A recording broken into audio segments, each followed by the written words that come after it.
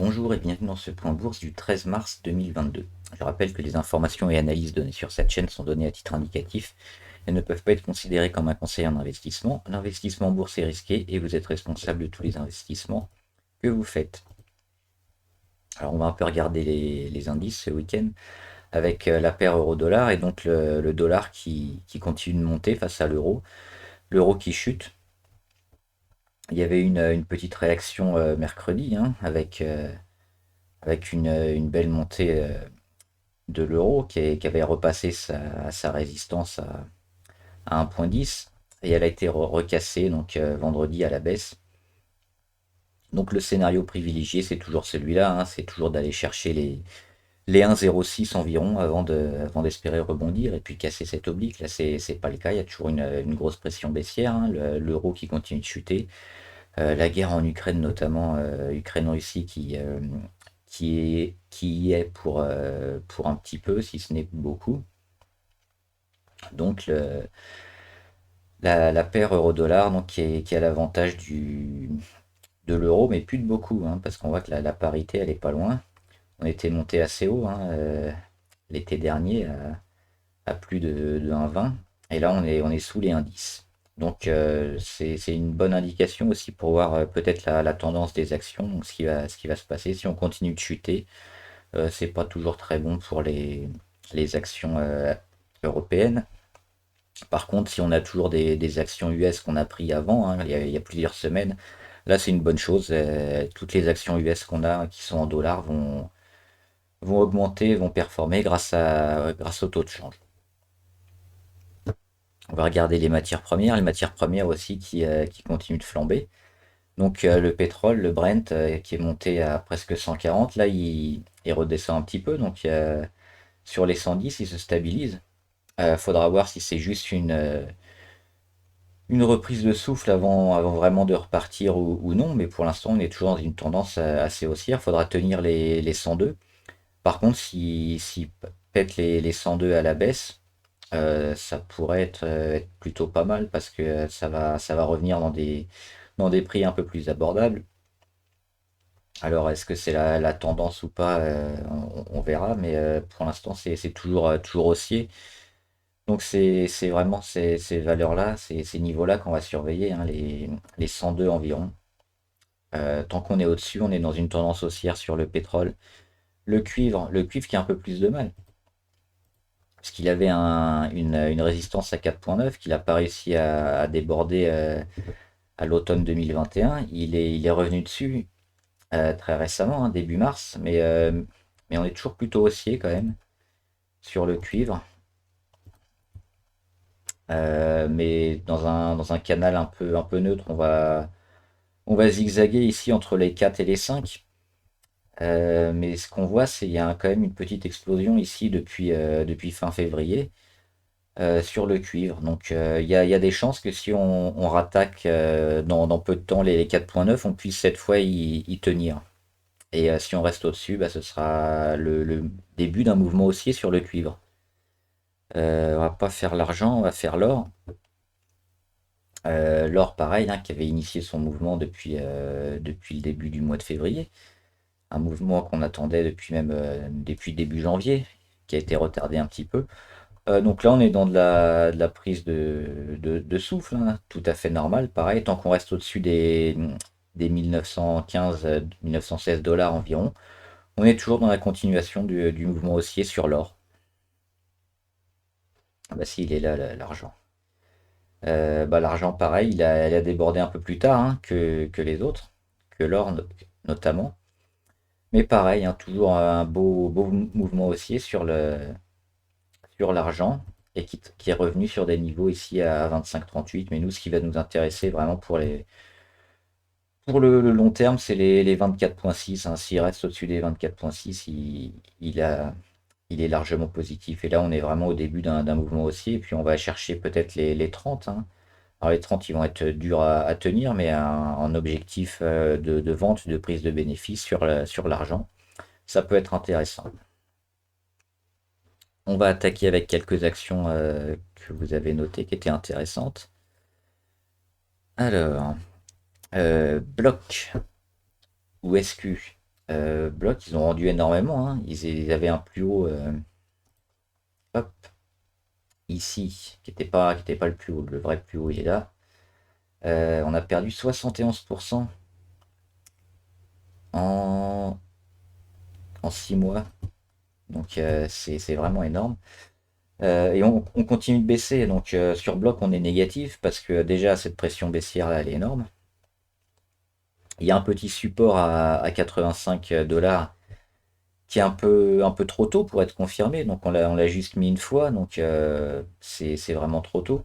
On voit qu'on est venu buter sur la moyenne à 50 jours et qu'on n'a pas réussi à la déborder. On revient. On est sous l'oblique baissière, hein, ça a coïncidé ici, la moyenne 50 et la résistance à 130. Donc tout ça fait qu'on redescend. Très négatif sur bloc, c'est peut-être pas encore le moment d'acheter, même si le prix peut paraître intéressant. Euh, vaut mieux attendre quand même le débordement des 130, même si ça risque de mettre encore plusieurs jours. Vaut mieux attendre que la tendance se fasse véritablement plutôt que d'essayer de l'anticiper et puis se laisser embarquer dans une nouvelle vague baissière sur ce genre de titre.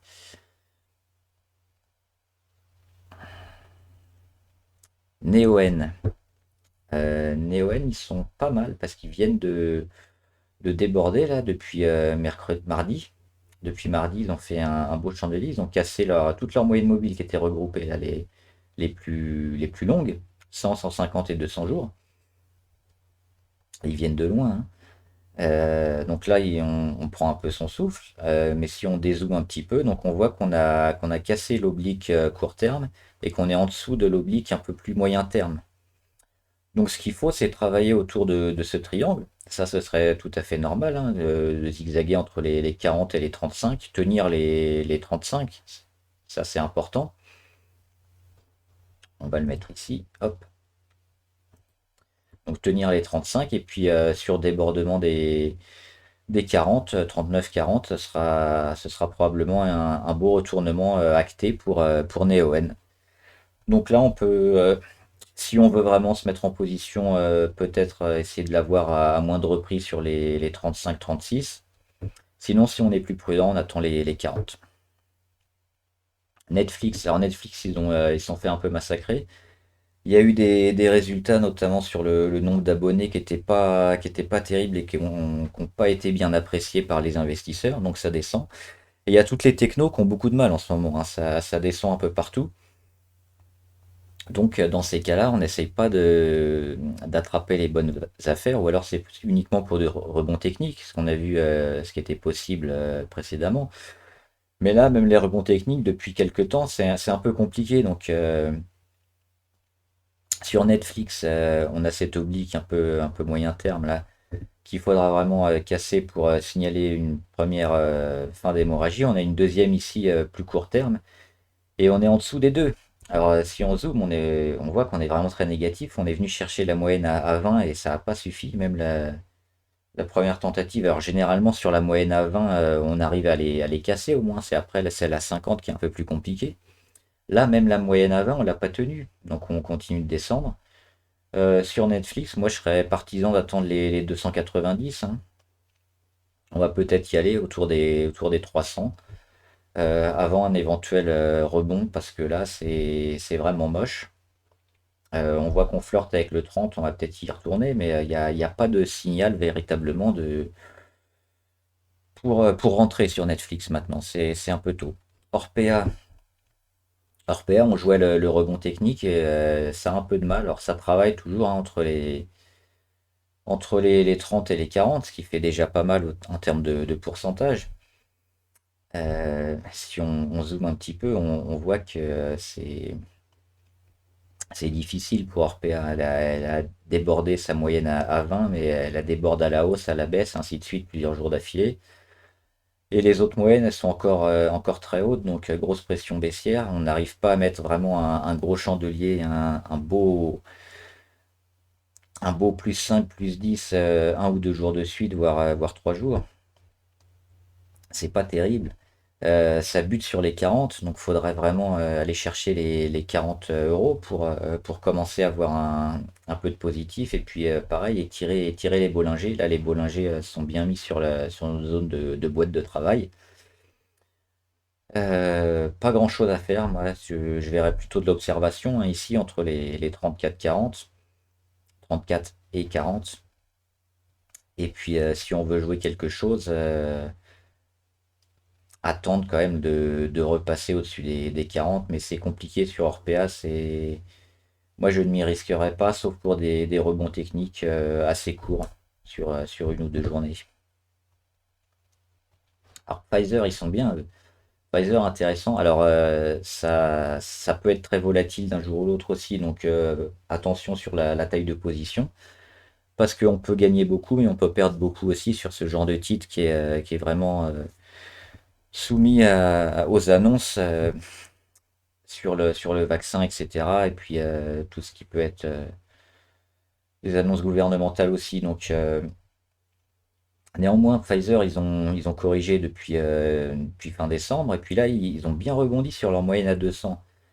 Et si on zoome un peu, on voit qu'il y avait un petit gap ici entre les 45-25, et on y est retourné. On a mis 6 mois quasiment, hein, en novembre, 4-5 mois.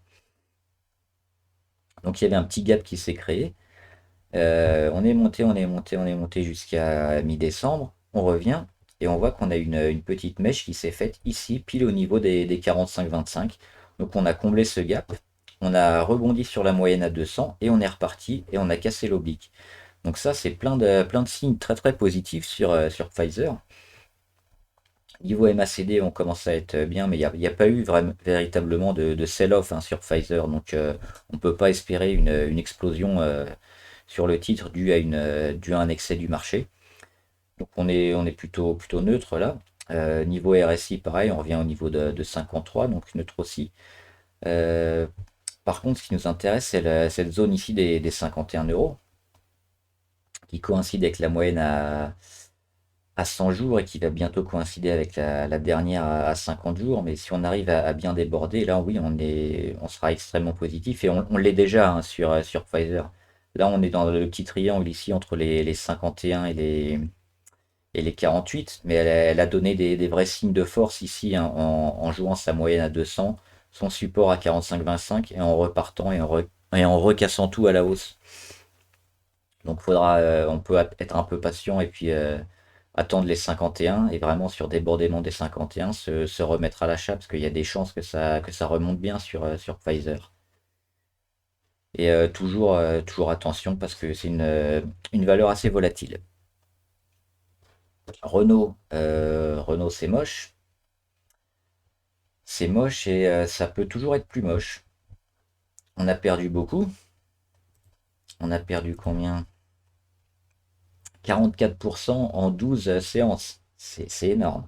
Presque la moitié du titre en 2-3 semaines, en 3 semaines. Et pourtant, on pourrait continuer d'aller plus bas. On a le plus bas Covid qui est encore plus loin, hein, qui était à 12. Alors, prendre du Renault autour des 22 à moyen terme, ou à long terme, pardon, ça s'entend, parce qu'il y a de bonnes chances quand même que le titre aille un peu plus haut, mais ça peut-être nous emmener dans plusieurs semaines ou plusieurs mois. Donc, vaut mieux attendre peut-être que ce soit la véritable fin. Là, on ne le sait pas. On a signalé juste une fin d'hémorragie, mais il peut y avoir une deuxième vague baissière hein, sur Renault. Si on rattaque les 20 et qu'on le casse, on peut aller chercher les 15 et les 12. Maintenant, on a été dans l'excès, on peut toujours y être encore plus. Pour l'instant, le marché n'a pas voulu que Renault remonte bien. Donc, faut pas se dire que le marché a tort, le marché a toujours raison. On va attendre des signaux intéressants sur Renault pour se replacer.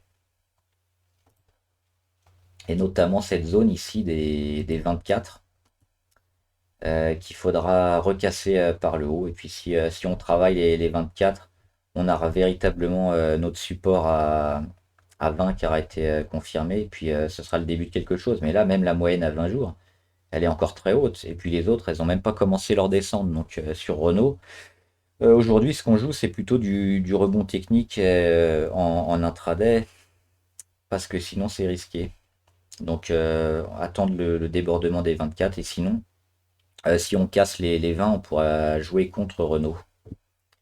Assez volatile en ce moment, assez dangereux ce titre en ce moment. Attention. Il y en avait un autre ou deux autres. Oui, Virgin Galactic. Moi, je les suis beaucoup, ils sont intéressants ceux-là. Euh, donc, il y a eu un retard de vol hein, sur les vols commerciaux, avec des billets à 1,5 million de dollars environ. Donc, il y a eu un retard de vol et ça a été annoncé le 15 février. On a annoncé, je crois, la réouverture des achats sur les vols commerciaux. Donc, à nouveau, on pouvait se replacer pour avoir son billet et aller dans l'espace. Donc ça a permis au titre un peu de repartir. Il y a eu beaucoup de prises de bénéfices, ça repartit. Mais on voit entre 7,50 et 10, ça travaille un petit peu. Et puis on a notre support très long terme ici sur les 6,90, qui n'a pas été encore testé, on est au-dessus. Moi, ce qui m'intéresse surtout, c'est la pression baissière et les moyennes les plus courtes. Donc on voit qu'avant, on n'arrivait pas à dépasser la moyenne à 20 jours. Là, on l'a testé plusieurs fois. Et il y a celle à 50 qui est pas trop loin. Au niveau des Bollinger, on a commencé à voir un canal ici, hein. On est dans un range plat depuis un petit moment, ce qui n'était pas arrivé depuis très longtemps au titre. Il faut remonter à l'été dernier, au mois d'août environ. Donc là, on reprend un peu son souffle et on est dans un canal. C'est positif, c'est la première pierre qu'il faut poser pour arrêter l'hémorragie et faire un retournement. Alors on en est très loin évidemment, mais si on regarde les indicateurs aussi, MACD ont été tombés très loin. Là on se rapproche un peu du zéro. Le RSI, on est sorti du 30 et puis on le réintègre pas, hein, le 30, depuis le début janvier là. On était descendu bien bas. Alors le prix est toujours un peu bas hein, sur les 7,50. Mais ça se surveille et puis sur débordement des 10-11 toujours, hein, c'est cette zone-là qui va nous intéresser. Si ça arrive rapidement, il faudra se placer. Et si ça tergiverse, ça pourrait même être avant, ça pourrait être sur du 10 hein, ou du 9,5. Donc pour l'instant, on observe toujours, mais toujours assez positif hein, sur Virgin Galactic. On en reparlera hein, dès qu'il se passera quelque chose, dès qu'il y aura des gros mouvements. Parce que là, ce qu'on attend, c'est les volumes. Les volumes, on a juste eu un pic et là, depuis, on a plus grand-chose. Mais dès que ça va revenir, ça peut repartir très vite. Donc, c'est un titre qu'on surveille tous les jours, notamment au niveau des volumes. Et enfin, on finit avec Zillow Group. Alors ça, je ne connaissais pas. Donc, grosse oblique baissière depuis un an. Depuis février 2021. On a perdu beaucoup aussi sur ce titre, hein. On perd 76%. Alors, en un an, c'est long. Mais on a enfin peut-être le début de la fin là. Un impact, deux impacts, trois impacts ici. On a tenté ici une première tentative, échec. On réintègre sous la figure et on a les 44,80 qui sont très proches. On a un peu une phase de congestion ici. On avait un petit gap qui a été comblé ces derniers jours. Donc ça c'est bien. Par contre la pression baissière elle continue d'être énorme. Donc pour vraiment se mettre à l'achat sur ce genre de titre, faudra espérer qu'on revienne rapidement autour des 57-60, hein. Pour l'instant, c'est beaucoup trop tôt. Euh, et puis, cette zone ici, hop, des 65. Donc, si on veut jouer le titre, l'avoir au meilleur prix, on sera dans les 55 quand ça va un peu rebondir. Mais ce sera encore anticipé parce qu'il y aura une grosse pression baissière. Donc sinon les 65, ça sera plus prudent. Et puis sur tous les volumes, comme sur Virgin Galactic, on a eu un pic de volume ici, mais c'est pas suivi après. Donc il faut un retour des volumes. Là, c'est un titre qu'on surveille, qu'on regarde parce que la config est intéressante, mais c'est encore beaucoup trop tôt pour se placer. On peut toujours continuer à aller plus bas. Si on casse les 44,8, on va redescendre et on va aller chercher peut-être les 20. Voilà, j'espère que la vidéo vous a aidé. N'hésitez pas à mettre en commentaire hein, toutes les valeurs qui vous intéressent et que vous voulez qu'on analyse, on le fera ensemble. N'hésitez pas aussi à liker cette vidéo et la partager avec des amis ou des investisseurs que ça puisse aider. Et à vous abonner à la chaîne pour être au courant de toutes les vidéos qui sortent. Bon trade, salut!